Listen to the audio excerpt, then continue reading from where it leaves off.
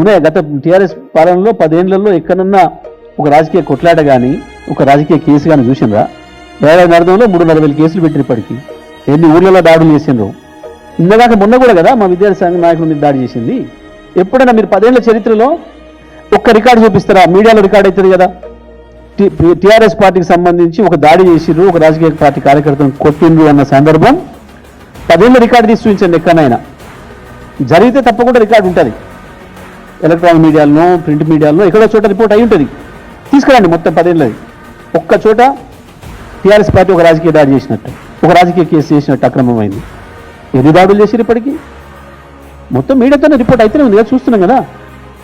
పని చేయలేక ఈ చిల్లర వేషాలు వేసుకుంటూ ప్రశ్నించే వాళ్ళ మీద దాడులు చేస్తూ, అది వాళ్ళ మిత్రుల పని, ఆంధ్రలో ఉన్న వాళ్ళ మిత్రుల పని. అది ఆయన కదా చెప్పుకున్నాడు, మమ్మల్ని చంద్రబాబు నాయుడు గెలిపించిండు అని చెప్పొచ్చు కదా. కాంగ్రెస్ పార్టీ కార్యకర్తల కంటే మీ వాళ్ళు ఎక్కువ పని చేశారు మాకు.